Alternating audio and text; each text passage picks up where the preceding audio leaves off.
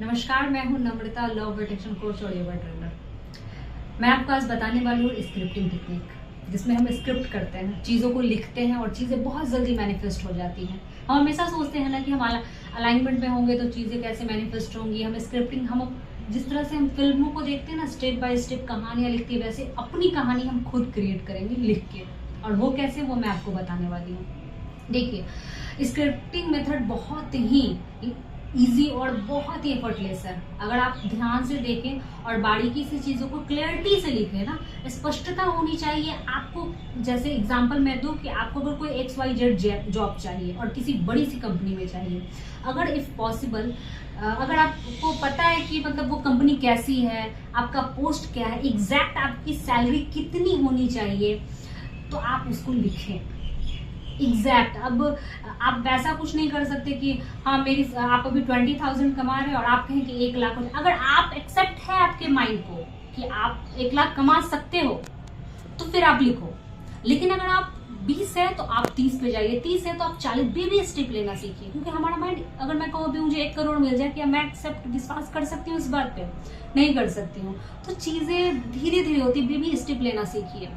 मान लीजिए कि आपको कोई कंपनी है, जैसे कि गूगल है, आपको गूगल की कंपनी में आपको जॉब करना है, आप ये लायक भी हैं और आपको जिस पोस्ट पे करना है उस पोस्ट को पहले ये कीजिए कि मैं गूगल की कंपनी में काम कर रहा हूँ या कर रही हूँ, वहाँ की सीट बहुत अच्छी है, वहाँ के लोग बहुत अच्छे हैं, मेरी सैलरी जो भी आप करना चाहते हैं 1 लाख, 1 लाख, 2 लाख, जो भी है, 2 लाख मेरी सैलरी है, मेरे चार्ट बहुत अच्छे हैं, मेरे एम्प्लॉय मेरी बहुत हेल्प करते हैं। आप एक कहानी की तरह स्क्रिप्टिंग करते हैं। अब जब इस तरह से स्क्रिप्टिंग करते हैं ना, तो होता क्या है कि एक तो आपने सोचा और उसके बाद आपने उसे पेपर पे उतार लिया। अगर आप इस तरह से नहीं कर सकते तो दूसरी चीज में बताएं, पहले आप पॉइंट बाय पॉइंट लिख लीजिए कि क्या कंपनी है, क्या सैलरी होनी चाहिए, कैसे लोग आसपास होने चाहिए ऑफिस के, आपका HR कैसे होना चाहिए, आपके सीनियर्स कैसे होने चाहिए, वो 10 से 15 आप लिस्ट बनाए। उसके बाद कैसे हम किसी को लेटर लिखते हैं, उस तरह से आप चीज़ों को लिख सकते हैं। लेकिन उसके लिए एक चीज़ का होना बहुत ज़रूरी है। अब आप मान लीजिए कि अंदर से बहुत ज़्यादा निगेटिव है, तो ये चीज़ें काम नहीं करेंगी। देखिए, एक भी टेक्निक को पूरा करने से पहले मैं हमेशा कहती हूँ अलाइनमेंट का होना बहुत ज़रूरी है। आप बहुत बड़े बड़े ख्वाब देख रहे हैं बट आपका सेल्फ टॉक नेगेटिव है, आप नेगेटिव लोगों के साथ रह रहे हैं, तो फिर वो नहीं होगा।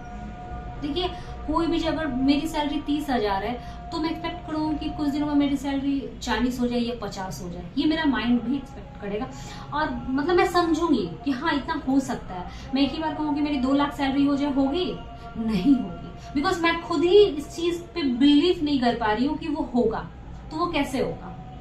स्क्रिप्टिंग मेथड बहुत अच्छा है। आप जो भी चीज मैनिफेस्ट करना चाहते हैं, बिजनेस, करियर, पैसा, रिलेशनशिप, मान लीजिए कि आपका कोई रिश्ता है और आप उसको ठीक करना चाहते हैं, चाहे वो किसी के भी साथ हो, हस्बैंड वाइफ, सास बहू, वटेवर, दोस्त है, आपकी बेस्ट फ्रेंड है, गर्लफ्रेंड बॉयफ्रेंड, जो भी है, आप किसी के साथ कभी तो आप उनसे मिले होंगे और उनके कुछ तो चीजें अच्छी होंगी, तभी आपको वो अच्छे लगे होंगे। ऐसा तो नहीं कि शुरू में ही मिलते हैं आप एकदम बुरा इंसान होगा या बुरा इंसान होगी वो। तो आप एक लेटर लिखिए, एक स्क्रिप्टिंग कीजिए कि हाँ ये चीजें मुझे चाहिए।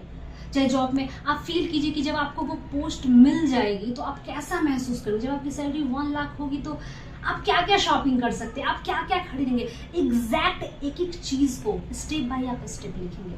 और जब आप फिजिकली उसको एग्जीक्यूट करते हैं ना, तो वो चीजें मैनिफेस्ट होती हैं। और उसके बाद एक बार लिख के आप उसको सुबह और शाम, आपकी जितनी देर भी मन करे, आप उसको पढ़ा कीजिए। बेस्ट टाइम है रात को सोने से पहले और सुबह उठने के बाद। आप ये करो, आप जो चीज भी मैनिफेस्ट करना चाहते हो ना, कुछ भी, वो मैनिफेस्ट हो जाएगा। थैंक यू सो मच, बने रहिए और वीडियो के लिए।